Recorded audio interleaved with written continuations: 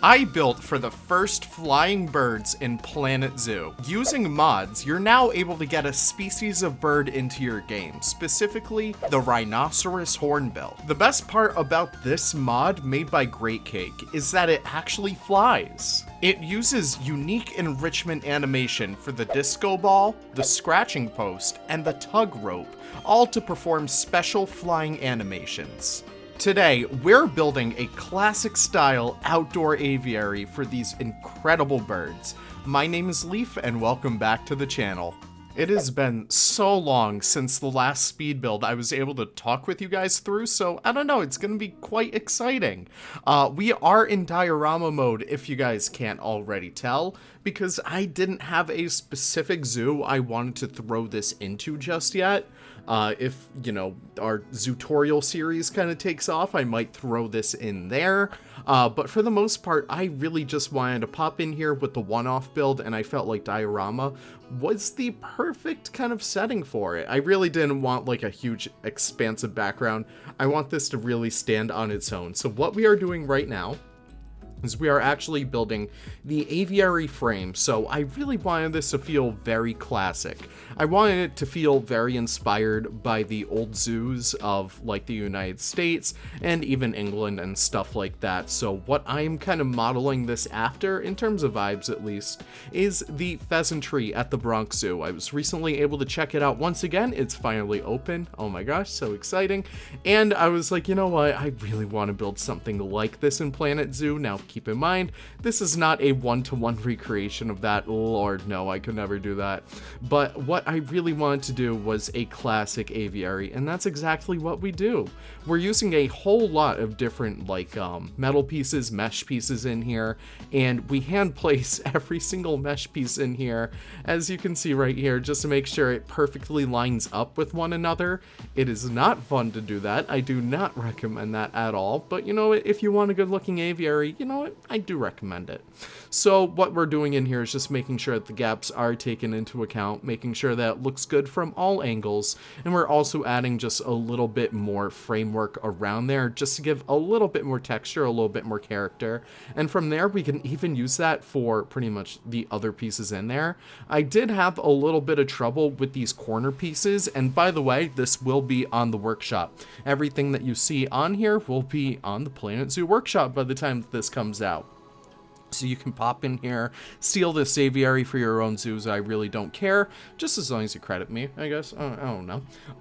But you can see we're having a little bit of issues with these actual side panels, because while it is really simple to work on a grid, it is not that simple to do curved aviaries like this.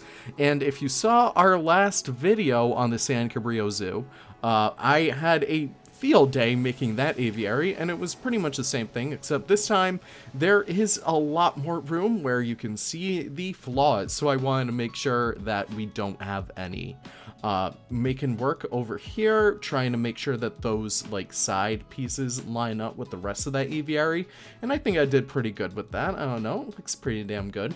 And once we get that corner all settled, we are all good to continue moving on. So excited about this mod. I know I've been talking about like the infrastructure and stuff like that, but this really is the brand new modding revolution. I know we've had like several of these modding revolutions, hair on animals that don't really have hair, new species mods, new scenery mods. This is the new age of Planet Zoo modding. Completely new animations. The previous one, the North Atlantic Great Cormorant, was the last one to get new animations, and now the Hornbill is the next one on the list. So exciting. I don't know, it's just so awesome. Working on the actual holding building for the Hornbill. I'm not going too crazy on the interior for this build, but I will have it a little bit more set up. I don't show the actual building of the interior because, spoiler alert, I have not built it yet. It's going to come after I'm done doing the little voiceover, but you'll see the cinematics of it at least. I really wanted a nice older style looking build, so what I'm doing over here is just using flat roofs for the most part, and then I come over here with the copper roofs. Really, really beautiful piece right over here. I feel like no one uses these anymore because they are base game pieces. They are extremely old, but just because they're old does not mean that they are not useful. They are very beautiful for these very older style builds, and it was just so fun just to incorporate this kind of style again, because if you've been following my channel for a while, I do a lot more like, you know, Californian style zoos, and like, you know, my Florida style zoos don't really have this kind of architecture. Even my Zootorial series, it follows a little bit more of that new modern zoo kind of feel, kind of like Woodland Park. But this kind of stuff over here, I do not really mess with. And it's so fun to actually mess with it because it looks so cool. Really do love how those Indonesian bricks from the Tropical Pack really give this really characterized kind of look about this building. Really beautiful red bricks in there. What I also wanted to do was make sure that the actual framework of the aviary did not interrupt like the historical value of this building as well, because even in the Bronx Zoo, their older buildings are historical landmarks, so it makes it very difficult to actually do renovations on them. So they gotta get by with doing some cheeky stuff. So what I really wanted to do was, you'll see in a bit, I actually put thatch where the aviary meets the roof, so that the birds don't poop on it, so it doesn't mess it up or anything. I think it looks pretty good. Yeah, right there, right there. And I think thatch was the perfect thing to include over here just because it is a tropical bird after all, and I really wanted to get a little bit of theming in here. Nothing really too crazy like temples or anything like that, but I did want to sell the fact that, hey, this is a tropical bird, it lives in a tropical environment, let's make it feel a little bit more tropical. So that's kind of exactly what we did. The other thing we do in here is actually working on some molding for both the top and the bottom of the actual building itself, using these trim pieces. Really, really awesome way to get just a little bit of extra detail in there, and it looks so freaking good. What I also do throughout here is add these little windows. I'm not sure if I actually do them just yet. I add the actual siding to the building right there. You'll see this a lot in classical architecture. We do have these, like, you know, nice big bricks kind of supporting the actual sides of the building, and I think it turned out pretty damn good. I don't know. I really do love the color on those two. It really is such like a nice off gray, but it's not completely sterile. It does have a little bit of warmth in it. I like it. Using these barnyard fences, not really the biggest fans of these, but I wanted an excuse to use them, and I think they look pretty damn good. So I'm like, you know what? Why not? I'm using these because I really wanted to get that second layer of protection from the guests to the birds, because I don't want any guests to stick their fingers in here. They still obviously can because it's so close to the path.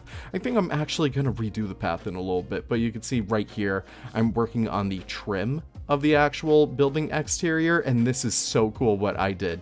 The birds can actually fly into the building through like one of their pre-rendered animation cycles. That's not true free flight like JWE, even though you can make the argument that it's not really free flight in JWE, but that's getting way too into coding specifics. The birds fly into this building. That's all I really have to say, and it looks so cool. What I also do is just a little bit more terrain work around the enrichment pieces. Now, these are the bases that Cake has provided, but I do make extremely themed versions of these. Very helpful for a lot more tropical palettes. You'll see them in just a little bit. But what I wanted to organize first was the actual perching points for these. Since they are predetermined areas for where the birds will actually land, you can easily predict them 100% of the time. So there are very easy ways to actually set up where these birds are going to fly. I think I might even release like a template that shows where those actual perching points are and where to actually build around. I think that'd be really helpful, but I've already seen some incredible creators start to use this bird and start to use its enrichment frames as a way to really make some inventive stuff. My buddy Rob has been doing some incredible stuff with that, so it's so cool to see. But you can see right here, the bird is actually flying into this door, and I had to figure out a way to swap that window for the door right there, because I did not originally plan that. The bird was flying right into the door, and I was like, you know what? this is the perfect little opportunity for me to take advantage of this. So you can see I do a little switcheroo right there. I don't know. I thought that was a cute little motif that we have right there. The bird flies right in there. Ooh, maybe I could have it fly right into a kennel or something. That'd be so good. But you can see I'm starting to play around with a little bit of these frames, I guess.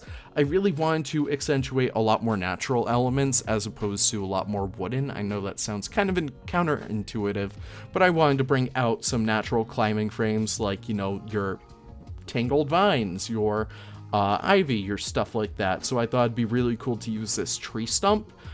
It's the Japanese cherry tree or whatever, but you know what? We could pretend it's something completely different. This is a little thing I learned from both Christina and Haribo. They have the hostas actually working as a different kind of piece of ivy that kind of just climbs its way up the plant surface. I thought that was really inventive and really incredible, so I incorporate just a little bit of that in my own build right here, and I thought that just was so cool to put together. Also using a few different vines on here to help it feel a little bit more overgrown, a little bit more natural, and I thought having this huge vine that kind of connects up through the surface was really awesome as well.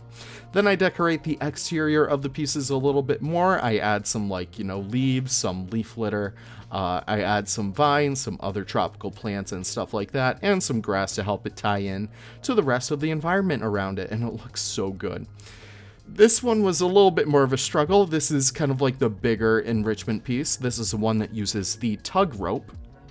So basically, it flies amongst 3 different perch points, and it flies in a circle around all of those. It's very, very interesting. I wish there were like a diagram to pull up of the actual flight pattern. It's so cool. But what I wanted to include with this was a lot more natural, kind of like broken trees and stuff, but I couldn't find any that I really wanted, so I started to settle for the bamboo from the South America pack. I wanted to color it a little bit gray, a little bit of an off-green gray, just so it feels a lot more natural. If you're trying to build a lot more natural in Planet Zoo, really go for those like desaturated, dilapidated colors. It helps out so much more. But I thought it turned out really good in the end, especially once we get some like plants in here. It feels so natural, and we do the same little technique with the hostas as well, having them climb up the tree frame kind of like that, and then we turn a few on their sides just to get a little bit of variation with those leaves. And I also use the Lords and Ladies plants as a way to give them a little bit more extra definition. So I steal those from the other plant as well, and I start to place them all throughout this little guy over here, just to give a little bit more darker, a little bit more lighter areas. I felt like it's a really good way to kind of create this nice foliage diversity going on right there. Also adding a few different vines in here as well, different types of ivy. The tetrastigma vines are easily some of the most beautiful vines that you could pop into your game right there. I should actually add some ivy in here just to help it really color up a little bit more, help it really stand out. And I wanted to cap off that little piece right there with a few extra plants, and I thought that was the perfect way to make it feel just even more natural. Also using some of the Attenborough's pitcher plants in here from the tropical pack as well. Really damn good pack. Oh my gosh, looking back on it now, so good. But that was our Castaway Keys Park pack kind of thing, I guess. I don't know. Adding in the general foliage to the aviary itself, I would love a lot more sparse trees, but unfortunately we don't have any. Just to give these guys a little bit more extra perching points, but hey, what can you do? I'm adding a lot more ivy in here and ferns. Those ferns are really good, the basket ferns. I use those a lot in my parks and all of my zoos, just to give a lot more cover and foliage groundwork, I guess. So yeah, we're adding those. We're adding the buffalo grass, the leaf litter. The leaf litter is incredible at helping a build really perk up. It looks so much better, so much more natural once you actually start placing a few of those down. Adding the tree ferns as well, the silver ferns I believe they're called, from the Oceania pack, helps give it a little bit more color and helps give it a little bit more texture. We also add the acacia saplings. Like, the acacia saplings are so good for purposes like this because they're like the perfect medium tree. I don't know, it's so good. All the trees in Planet Zoo are just huge. huge. It sucks. Using these little rock pieces that I kind of stole from Leader. Really, really awesome creator over there, but oh my gosh, I could not place those manually, so I kind of just stole them from him. Adding some Monstera plants in here, of course, it's on brand, you know?